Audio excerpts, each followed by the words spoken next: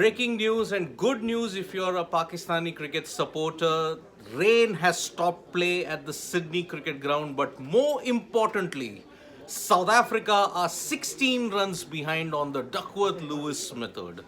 And that means if the match gets called off right now, Pakistan are still alive in the T20 World Cup and they keep their chances until November 6th. They are still fighting for that semi-final spot. So it was not a great start by the South African batsmen. Shaheen Afridi got the wickets of Quinton de Kock and Riley Rousseau.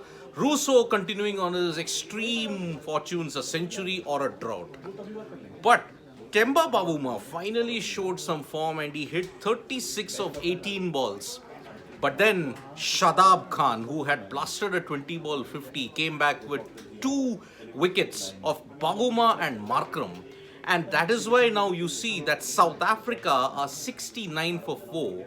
At this point in time, 9th over, they needed to be 85 because they had already lost 4 overs. So South Africa are not in a good position. All the nightmares for South Africa that had to happen is happening. Duckworth-Lewis, rain, 2 things that never go in favor of South Africa is happening at this point in time. But you have to blame South Africa for the current position that they are in currently because they let the advantage slip after reducing Pakistan to 43 for 4. Iftikhar Ahmed and Shadab Khan notching of 50s, Shadab in particular blasting a 20-ball 50. They dropped catches towards the end and that is why Pakistan notched up 185.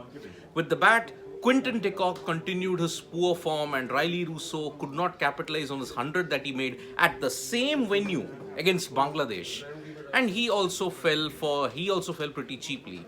Temba Bavuma showed some spark, but 2 wickets quickly from Shadab Khan has ensured that Pakistan are in the ascendancy at this point in time.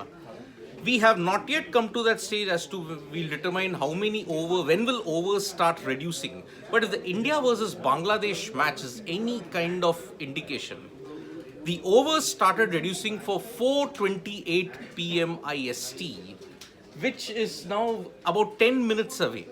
So if that is an indication and a benchmark, overs will start to reduce from this point in time and 6 minutes. After every 6 minutes, we will lose 1 over. Now, if Pakistan win this, then the game against India, the game between India versus Zimbabwe assumes even more importance. India has to win against Zimbabwe because if they lose, and if Pakistan beats Bangladesh and South Africa beats the Netherlands, then India could very well be out because the net run rate that is there for India they are behind Pakistan on net run rate, and with this win, Pakistan's net run rate could get a big boost.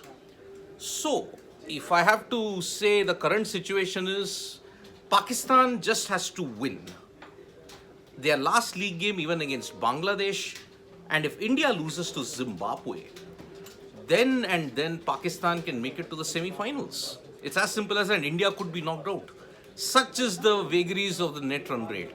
South Africa, for the second time in this T20 World Cup, rain has potentially hurt them in the game against Zimbabwe in Hobart. 1 point had to be shared. They were 13 runs away from victory, but because the rain was intense, that game had to be abandoned. But here, since 5 overs have been bowled in the second innings, this constitutes a full match. And if the teams do not go out on the field now, and if the game had to be abandoned now, Pakistan will get 2 vital points and that keeps their campaign alive. So that is the situation we have currently at the Sydney Cricket Ground. Play has been halted at the Sydney Cricket Ground due to rain. South Africa are 16 runs behind on the Duckworth-Lewis method. And if play does not resume within the next 1 hour, Pakistan could be awarded the match. So stay tuned to Sports Today for all the latest news and analysis. We'll be back with more updates from this game. Pakistan versus South Africa. Remember, Pakistan face a must-win situation. Press the like, comment and share button. We are also there on Facebook, Twitter and Instagram. Thank you.